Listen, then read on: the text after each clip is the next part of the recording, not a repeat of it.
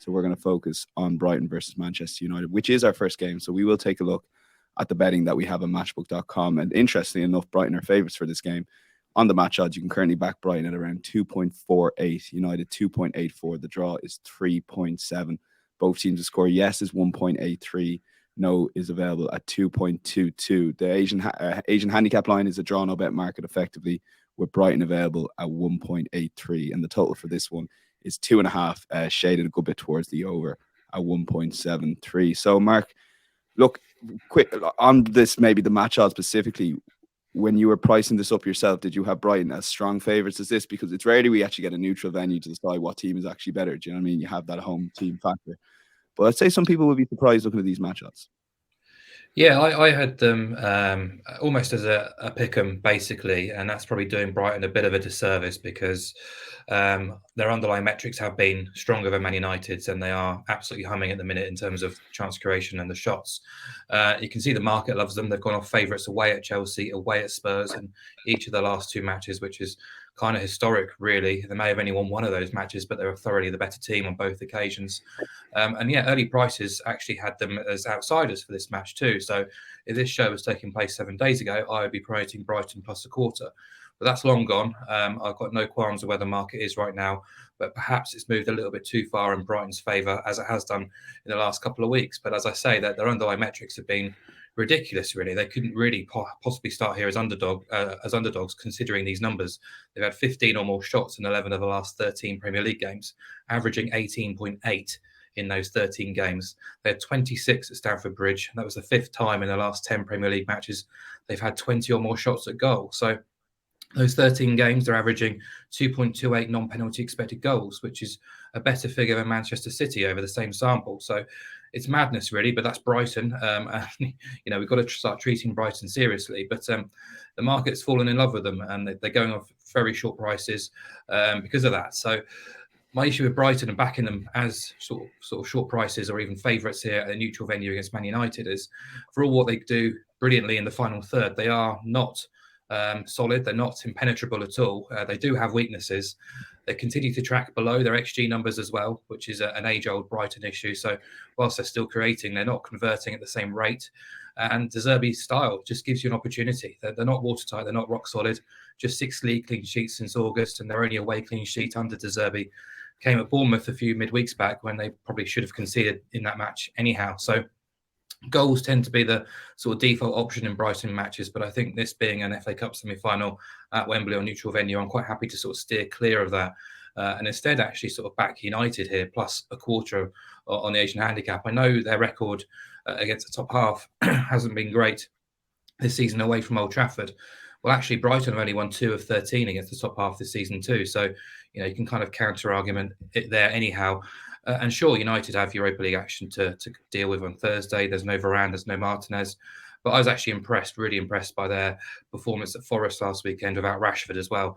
And if you look at a proposed 11 here, they're still pretty superior in terms of names on paper. So De Gea, Dalot, Shaw, Maguire, Lindelof, Casemiro, Eriksen, Sancho, Bruno, Anthony, Rashford if he is available, or Martial. So, I just think big game experience being at Wembley already this season to beat Newcastle in a cup final does give United a little bit of an edge here. So, backing them with a quarter goal start, we make money as long as they don't lose in 90 minutes. And I think that's quite significant, actually, because we just don't know how Brighton will fare. Big day, huge massive match for Brighton historically at Wembley.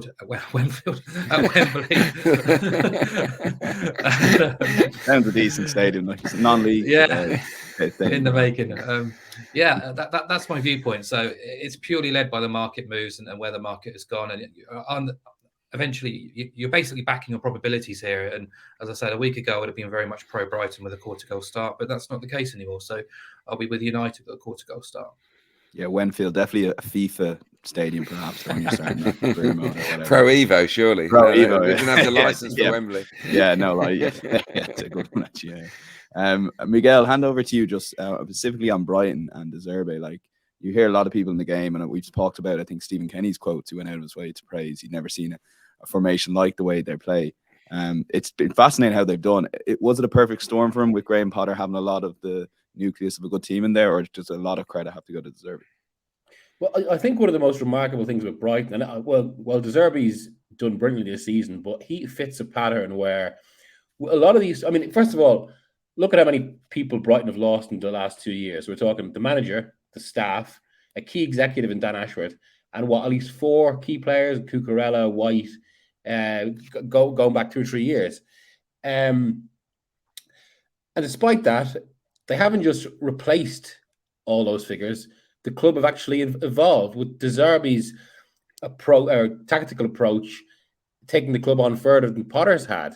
And I think that sums that all up. It's a hugely impressive way to go about business and points to something that we've seen with Brighton, where when they're planning, they have multiple options for every single position. That doesn't just apply to the pitch. Hence, they're able to do this. And I do wonder, I mean, the story of such model clubs in the Premier League, and you can go back a decade now to Swansea, to Southampton, that have all been praised for recruitment and buying low and selling high, until eventually you can't keep doing that. I do wonder whether Tony Bloom's use of analytics makes Brighton a bit more robust in that regard.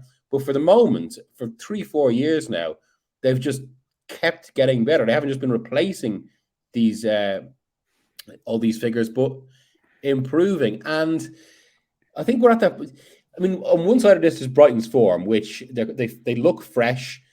It feels like there's a kind of a momentum of a season we've got with them. I thought it was particularly impressive the way they responded to the defeat to Tottenham with all the controversies to it, to then go and not. I mean, that given that basically it felt like it could have killed their Champions League hopes. It could have maybe just soured the season, derailed them a little bit. They come straight back and absolutely destroy Chelsea in a 2-1 that could have been so much better. Or sorry, so much worse for Chelsea in terms of the scoreline. And I think that there'll probably be a feel going into this game that this is the real chance to reward this season. While Brighton on that sort of form, with United, it's a little bit hard to say at the moment, especially depending on which competition. It does feel like they're really feeling the cost of going the distance in so many competitions. There might come a point where they have to make kind of pretty tough decisions about the starting 11. Some of that might come on Sunday. Now, the other side of that, of course, it's a game at Wembley, which kind of sharpens everything. We already saw it in the League Cup final, but United were in a slightly different state then. I have my gut is for Brighton in this. Given everything that's happened around United's season, they've already won a trophy. It's Brighton's big chance. I think they'll seize it to go to Wembley, but I'm not so confident enough to just go for an outright Brighton win. I think it could go the distance, so I'm going to go a draw for 90 minutes. Okay, draw 90 minutes. And Adrian, you're on the same bet. A little bit on United, and Mark touched on it when he was chatting about them. They were definitely improved with against Forest without Marcus Rashford. They might have found a front 3 or 4 there that might work. So I thought Bruno Fernandes was exceptional. Yeah, Bruno was good. Slightly more advanced, wasn't he? Anthony finding a little bit of form. Obviously, Eriksen being fit alongside Casemiro is big, isn't it? Inside the heart of that midfield, it's definitely an upgrade on what they were able to field in previous games. You look at the back 4 though, and it's a bit weaker than they'd want it to be. And Brighton are dynamite going forwards at the moment, aren't they? Goodness me, Matoma in particular, but all of them really. Loving Evan Ferguson's work as well this season. Hopefully he'll be fit for the game. Yeah, hopefully he'll be fit for the game. Look, Mark earlier on used the phrase pick 'em, and that's where I'm at with it. Because, yeah, I think Brighton are playing spectacularly well. This is their moment. They've been fresh whole week to prepare for the game, unlike Manchester United, who are out in Seville as we speak. Yet there's Manchester United who have that big game experience. And I think that has to count for something. They have the stars. They've won a trophy already.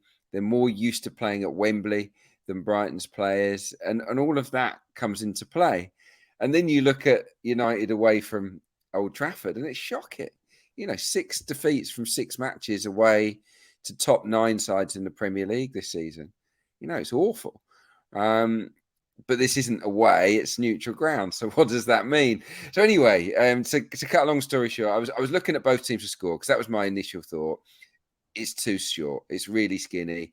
Over 2.5 goals is really short as well.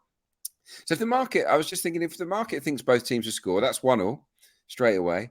And I think that's the most likely scoreline. So if I was to pick out a score, I would probably go with that. Only 3 of the last 10 FA Cup semi-finals have gone over 3.5 goals. So, 1-1, 2-1, either way, is the favourite scoreline in my opinion. So looking at the price, because I can't pick Brighton or Man United, I'm just going to land in the middle and go for a draw and hope for extra